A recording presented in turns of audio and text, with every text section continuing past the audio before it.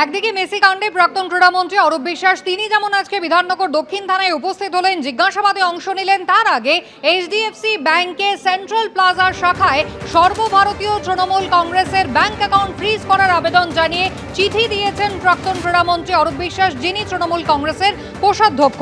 সমস্ত লেনদেন যাতে দলের অ্যাকাউন্টে বন্ধ করা হয় সেই আবেদন তিনি চিঠি লিখে জানিয়েছেন।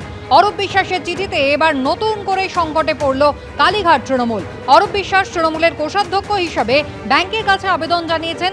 দলের মধ্যে ব্যাপক গন্ডগোল চলছে, সাংসদদের অনেকে দল ছেড়ে দিয়েছেন, বিধায়কদের মধ্যে অনেকে বিদ্রোহ ঘোষণা করেছেন। এই পরিস্থিতিতে দলের রাশ কার হাতে থাকবে তা নিয়ে বিবাদ চলছে, ফলে কে ব্যাংক অ্যাকাউন্ট পরিচালনা করবে তা নিয়েও তৈরি হচ্ছে অনিশ্চয়তা। এমনকি অরূপ বিশ্বাস তাঁর চিঠিতে দলের অফিসে তাঁর সই করে রাখা ব্যাংক চেকগুলির অপব্যবহার হতে পারে বলেও আশঙ্কা প্রকাশ করেছেন। তাই এই অবস্থায় দলের অ্যাকাউন্টকে সুরক্ষিত রাখতে সব লেনদেন বন্ধ রাখা হোক, না হলে আরও জটিলতা তৈরি হতে পারে।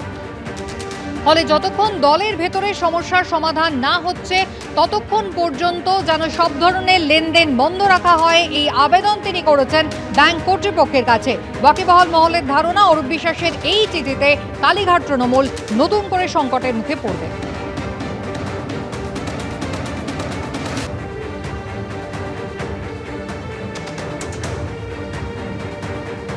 ও লাইন নিয়েছে মোদিজি, একটুখানি লাইনটা একটু ডিফারেন্ট। जब खाने नहीं पाऊंगा तब किसी को खाने नहीं दूंगा, ভালো লাইন। হঠাৎ করে ওই কি ফান্ড টান্ড এইসব ব্যাপারে সই করতে বেরিয়ে এলো।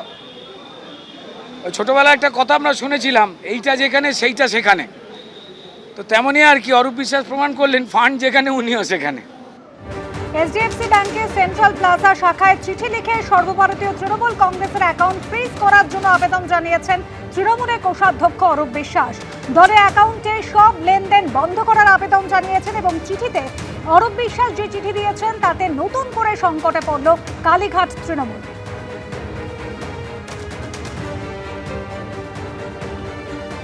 অরূপ বিশ্বাস চিঠি দিয়েছেন, তিনি ট্রেজারার ছিলেন।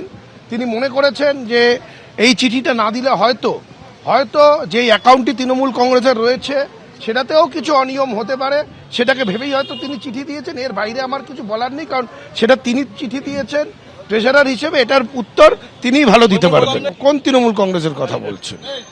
সেই তৃণমূল কংগ্রেস অনেক কথা বলে, অনেক দাবি করে, কিন্তু সেই দাবির সাপোর্টিং ডকুমেন্ট হতে হয়।